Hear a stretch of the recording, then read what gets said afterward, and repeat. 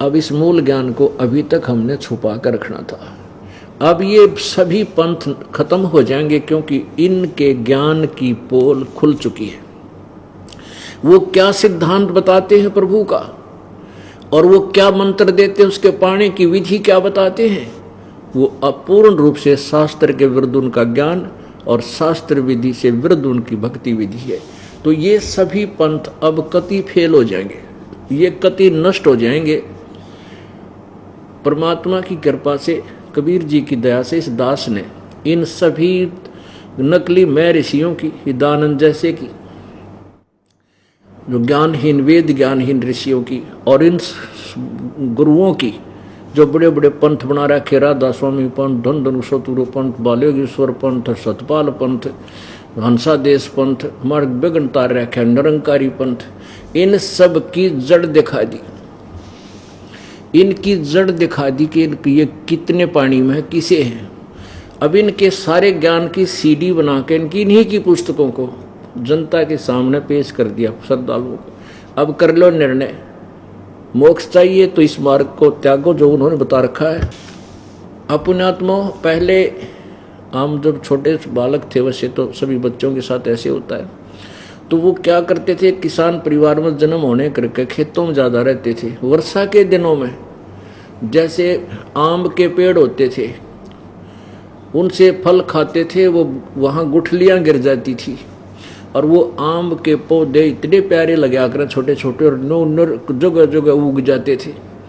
तो हम उनको निकाल कर उनको वहाँ से निकाल के और दूसरे स्थान पर दूसरे खेतों में लगा दिया करते थे। बालक ने लगे रहते अपन काम।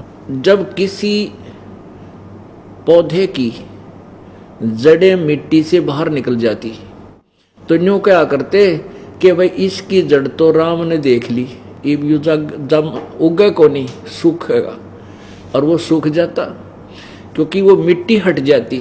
नए स्थान पर लगाते इतना हम प्रॉपरली उसको पानी नहीं दे पाते, कभी घेर दिया पानी कभी ना डालते, वो सूख जाया करता। तो अब इन सभी पंथों की जड़ हमने रामता ही दिखा दी, इनकी जड़ दिखा दी। अब ये सारे सूख जाएंगे, जम को नहीं, अब नहीं उठ सकते ये, ठीक है। और 5-4 वर्ष पाँव पीट लेंगे, आखिर मैंने सरेंडर करना पड़ेगा कि हम कति धोखे में कर रहे थे और हमारे साथ धोखा हो गया और हम गलत ज्ञान प्रदान कर रहे थे। इन्हें सरेंडर करना पड़ेगा, ये जनता करवा देगी। जब श्रद्धालु जाग जाएंगे, जिनका नाश कर दिया विश्व, अब रोते हुए आ रहे हैं बेचारे प्राणी को। 25 वर्ष ने करा था स्वामी बर्बाद कर दिए, कितने जोगे नहीं छोड़े। क्योंकि जब तक इस प्राणी के पुण्य, पूर्व जन्म के पुण्य रहते हैं, वह बैटरी पहले शुभ कर्मों से चार्ज है, तब तक तो ये किसी भी पंथ में किसी साधना को कर रहा है, वो पिछले पुण्य उसको मिल रहे हैं। वो सोच रहा है गुरु जी की दया हो रही है जिसकी अब मैं शरण में बैठा हूँ, और वो पिछले पुण्य हो गए खत्म, और फिर वो बिरान माटी का दौर शुरू। अब नौके कति लौट पिट गए, घर में चौनी रही नहीं, उड़नरा दान कराया करते हैं, और सारे शरीर में कष्ट, परिवार में बिरान माटी, किसी में भूत आवे, किसी का हाथ कट गया, किसी का कुछ हो गया। अब कोई 20 वर्ष का, कोई 25 वर्ष से, कोई 15 वर्ष से, कोई 10-10 वर्ष से अन्य पंथों में बरम भटक गए, अब यहाँ आ रहे हैं और इस तत्व ज्ञान को देखकर रो रहे हैं। एक भक्त बुजुर्ग आदमी ने बोला 35 वर्ष खो दिए मेरे उस राधा स्वामी पंथ में मैंने। और एक भक्त यहाँ 10-8-7 वर्ष से 5-6 वर्ष से आया हुआ है, वो उसको बार बार मिलता था कि बाबा जी महात्मा बुजुर्ग तू यहाँ आ जा, मैंने मेरे को गुरुजी पूर्ण मिल गए हैं। और वो उसको धमकाया करता कि तने नाश कर लिया, तने गुरु बदल लिया है, तने गुरु नहीं बदलना चाहिए था, तो बहुत गलती कर दी। अब वो बुजुर्ग आया रोता हुआ, ने बोला मैंने अपने कर्म फोड़ लिए, कति सारे शरीर में बीमारी 20 लाग गई। और ये भक्त मुझे कई बार मिला, मैं इस तक गुस्सा हो जाया करता, तो और चर्चा कर, पर ये जिक्र मत कर, तू कित फंस गया इतने बड़े गुरु को छोड़ के। अब मेरे कर्म फूट गए, मन मुझे वो दिन रोना आवे है, पहले आ जाता शायद मेरी याद दुर्गति ना होती। अब रो रहा था, आँखों में तो पानी नहीं सूखा बूढ़े आदमी के। तो परमात्मा कहते हैं, परमात्मा ने सारे तरीके बता रखेंगे, डरो मत, कोई बात नहीं। कहते हैं जैसे अब वो कह रहा कि मैं तो 70 वर्ष से ऊपर उम्र होगी, 35 साल का लग गया था और 35 वर्ष वहाँ खो दिए। दान भी कराया, हर हफ्ते भी जाता था, फिर बुजुर्ग हो गया तो महीने 6 महीना में जाने लग गया। अब मेरा क्या होगा, अब मेरा क्या होगा, क्या मुझे मोक्ष होगा? पुण्यात्माओं, घबराने की जरूरत नहीं होती। कहते हैं जैसे कुएं में बाल्टी गिरती हो, कुएं में एक लंबी रस्सी बांध कर पानी निकालने के लिए एक जुगाड़ जोड़ा जाता है और उस बाल्टी को रस्सी समेत नीचे डाल दिया जाता है, रस्सी को से बाहर खींच कर वो जल बाहर निकाला जाता है। अब वो रस्सी काफी दूर तक ले जाया करते, पहले समय की बातें, तो वो रस्सी छूट जा हाथ से और वो बाल्टी कुएं में गिरने लग रही है और वो जा रही है स्पीड से। यदि भाग के दौड़ करके उसको पकड़ ले, चाहे वह 1 फुट की 9 इंच की ठा जावे, लास्ट में वह मिल गई न, वह हाथ में जब पूछड़ी आ गई तो समझ लो कुछ भी ना गया, बाल्टी भी आवेगी, पानी भी भरा होगा। तो ये पूछड़ी यानी लास्ट समय में भी यदि परमात्मा कबीर जी का ये तत्व यथार्थ मंत्र इस दास से प्राप्त आपको हो गया, आपको मोक्ष, वैसे तो मोक्ष हो जाएगा, लंबी चौड़ी बात नहीं, सच्ची श्रद्धा हो, गणी डट कर कर भक्ति, शीघ्र काम बन जाएगा। और बुढ़ा न तक काम में नरा भक्ति का हो जाऊं, जान कर पाँव फंसावे की तो वो दूसरी बात है, नहीं तो तत्व ज्ञान लेकर यथार्थ मंत्र प्राप्त करके अपना भक्ति करे और पार हो जाएगा। मान लीजिए कोई दिक्कत रह भी गई तो नेक्स्ट मनुष्य जन्म तुरंत होगा। और ये जो ज्ञान है कबीर परमेश्वर का, अब हजारों वर्षों तक चलेगा। इसमें 1 या 2 जीवन में आप कति पार हो जाओ। और जिसको पूर्ण ज्ञान हो गया, सच्चे हृदय से भक्ति जो है ना कर रहा है, तो इससे जन्म में दूसरा जन्म नहीं होगा।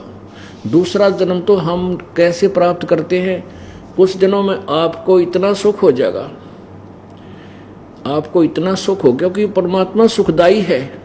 ये वो परमात्मा जो सुख देता, दुख नहीं है इसके दरबार में। तो इतना सुख हो जाएगा, आप फिर उन भगवान से दूर होने लग जाओगे और भूल पड़ जाएगी। काल के ना जाने कितने जाल हैं और उसका कोई दाव लग जाओ आपको यहाँ रखने के लिए, तो वो आदमी लास्ट में न्यो डूब जाएगा, व्यक्ति घना सुख होता है। तो हम यही अर्ज करते रहे, परमात्मा इतना सुख भी मत देना जिससे तेरी भूल पड़ जा, इतना दुख भी देते रहिए प्रभु तेरे से दूर ना हो जाऊं। परमात्मा कहते सुख के माथे पत्थर पड़ो जिसते नाम हृदय ते जा, और बलिहारी उस दुख के जो पल पल नाम रटावे।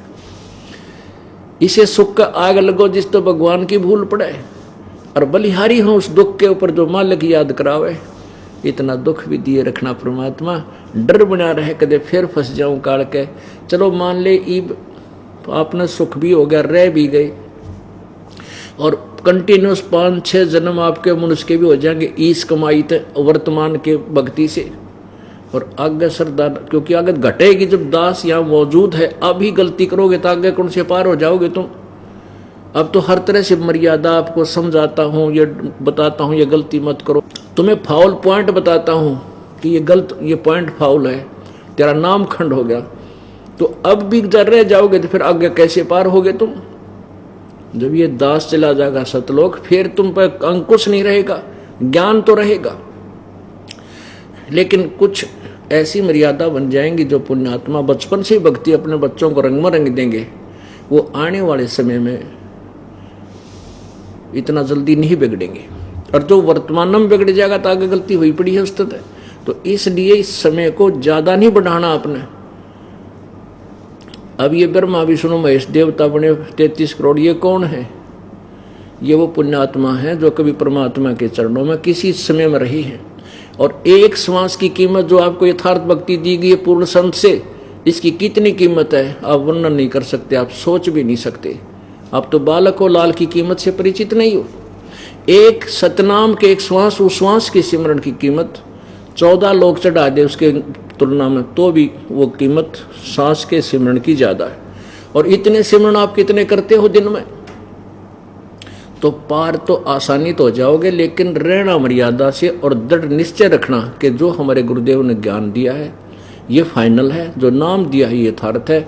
भ्रमित मत होना। ये बार बार आपको यहाँ बुला के ये 2-2 घंटे 4-4 घंटे डेली सत्संग सुना के आपको उस रंग में रंगना चाहता है ये दास कि कोई आपको डगमग ना कर दे। आप सीधे मार्ग चलते रहो तो पहुंच जाओगे। ये कुमार्ग पर लगा देते नकली संत, आपको बहका करके आपका रास्ता बदल देते हैं। फिर उस पर कितनी सपेटते चले जाओ, गलत जा रहे हो। तो इसलिए सत भक्ति करे और मर्यादा में रहे, आपका बेड़ा पार हो जाएगा। बोलो सतगुरुदेव।